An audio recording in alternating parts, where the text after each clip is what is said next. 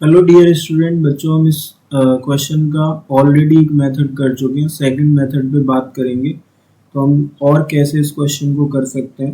तो अगेन हमें कुछ पैटर्न देखने को मिल रहे हैं डिनोमिनेटर में। हम पैटर्न को फिर से ऑब्जर्व करेंगे।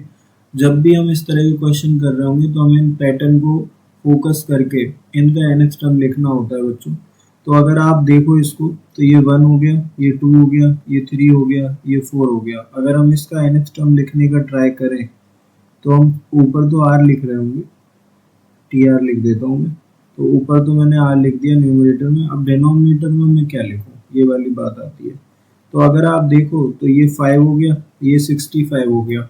5 जो है वो 4 के नज़दीक है, 65 जो है वो 64 के नज़दीक है। तो हम इस तरह से थोड़ा थोड़ा सोच पा रहे हैं। तो 5 जो हो गया वो 4 के नज़दीक हो गया। तो क्या मैं उसे 4 प्लस 1 लिख सकता हूँ? सेम 65 को बेटा मैं 64 प्लस 1 लिख सकता हूँ। 325 को मैं 324 प्लस 1 लिख सकता हूँ। और 1025 को मैं 1024 प्लस 1 लिख सकता हूँ। इस तरह से मैं लिख पा रहा हूँ, ठीक है। बट हमें इन्वॉल्व इसको भी करना है। आप इस बात को समझना, आर के फॉर्म में लिख रहे हैं ना हम, क्योंकि अगर हम nth टर्म लिखते हैं तो हम n के फॉर्म में लिखते हैं, या rth टर्म लिखते हैं तो r के फॉर्म में लिखते हैं। तो हमें r को भी इन्वॉल्व करना है। तो क्या मैं इस 4 को 4 इंटू 1 लिख सकता हूँ क्या? 64 की बात करें तो मैं 64 को क्या लिख सकता हूँ? 64 को मैं लिख सकता हूँ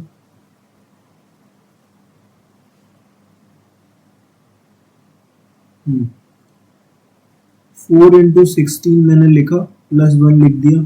सेम ऐसे ही इसको अगर मैं लिखूं तो मैंने 4 लिख लिया, और क्या आएगा? 81 आएगा, प्लस 1 आ जाएगा बेटा, ठीक है। ऐसे अगर मैं इसको लिखूं तो 4 आ गया, इंटू में क्या आएगा? 256 प्लस 1। तो मैं इस तरह से लिख पा रहा हूँ, ठीक है।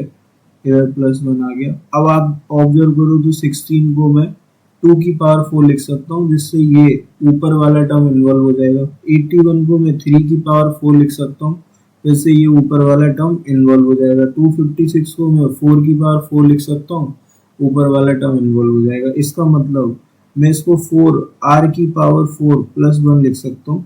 तो बच्चों इसका जनरल टर्म जो बनेगा वो हम कैसे बनाएंगे? ऊपर r आ गया, नीचे आ गया 4 r की पावर 4 प्लस 1। और यही हमारा मेन टास्क है। जैसे ही आप ये लिख पाओगे इसके बाद कुछ भी नहीं है। देखो आप इसको आप ऐसे लिख सकते हो 2r स्क्वायर का होल स्क्वायर। तो ये a स्क्वायर हो गया, प्लस 1 का स्क्वायर, ये b स्क्वायर हो गया। अब आपको प्लस 2a भी चाहिए, और प्लस 2a भी हमारे पास बनेगा 2r स्क्वायर। बट अगर आपने ये अपने मन से ऐड किया है तो माइनस 2r स्क्वायर भी करना पड़ेगा। तो ये a प्लस बी का होल स्क्वायर बन जाएगा। तो आप 2r स्क्वायर प्लस 1 का स्क्वायर इसको लिख सकते हो। और ये क्या आ जाएगा हमारे पास? ये हमारे पास आ जाएगा, सॉरी, ये 2r स्क्वायर ना आके 4r स्क्वायर आएगा, क्योंकि 2a भी चाहिए हमें। तो 2a भी 4r स्क्वायर आने वाला है। 4r square minus 4r square करेंगे तो प्लस का 4r स्क्वायर आ गया, माइनस का 4r स्क्वायर आ गया। तो इसको ऐसे बना दिया, माइनस का 2r का होल स्क्वायर आ गया।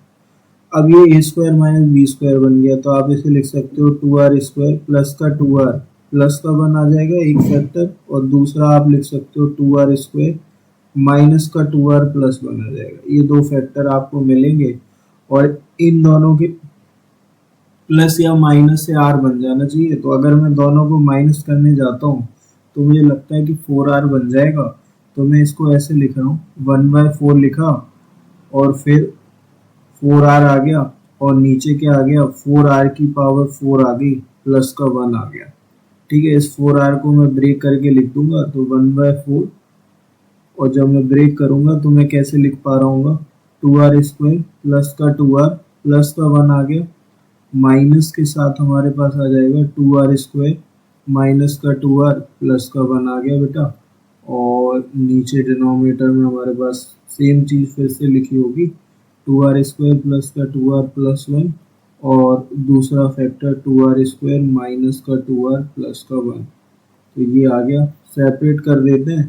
तो सेपरेट करेंगे तो ये मिलेगा 1/4 1/2r स्क्वायर माइनस का 2r प्लस का 1, और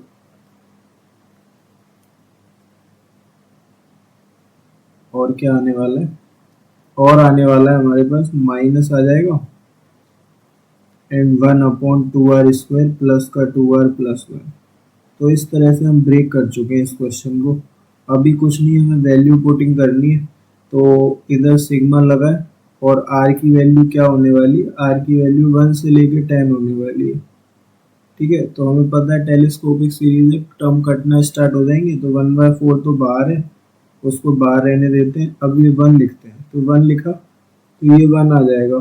ठीक है, थोड़ा सा डायरेक्ट कर रहा हूँ, इधर 1 लिखेंगे तो 1/5 आ जाएगा। ठीक, अभी इसके बाद 2 लिखते हैं, तो 2 लिखेंगे तो 4 8 हो गया, इधर 2 लिखा 4 हो गया, 8 - 4 4 हो गया, 4 + 1 5 हो गया, 1/5 आ गया बेटा। इधर 2 लिखा तो 2 का स्क्वायर 4 4 8, इधर 2 लिखा तो अगेन 4 8 + 4 12 + 1 13, तो माइनस का 1/13 आ गया। इस तरह से आगे बढ़ेगा। और जब हम बेटा 10 लिख रहे होंगे इसमें, तो आप देखो क्या आने वाला है। 10 लिखने पे क्या आने वाला है, 10 का स्क्वायर 100, 100 × 2 200 हो गया। इधर 10 लिखा तो ये 20 हो गया, 100 - 20 200 - 20 180 + 1, तो 181 आ गया। माइनस के साथ इधर पे 2 लिखा, सॉरी इधर 10 लिखा तो 100 × 2 200, इधर 100 लिखा, सॉरी यहाँ पे 10 लिखा तो यहाँ पे 20 हो गया। तो 200 + 20, तो 220 + 1, तो 1/221 ये आ जाएगा बेटा। तो हमें पता है इधर से सारे कटने वाले हैं, इधर फर्स्ट बचेगा, इधर लास्ट बचेगा। तो जो हमारे पास आने वाली सीरीज है वो 1/4 1 - 1/221 आएगा। और माइनस करने के बाद ये आपको मिलेगा 1/4 × 220/221। 4 का डिवाइड लगा देंगे तो ये आ गया 55। इसमें 11 एंड 5 है, इसमें नहीं है, तो ये कोप्राइम हो गए, कोई भी कॉमन फैक्टर नहीं है। अगर दोनों का सम करेंगे तो m + n बच्चों में 276 मिलेगा। तो इस क्वेश्चन का आंसर 276 होगा।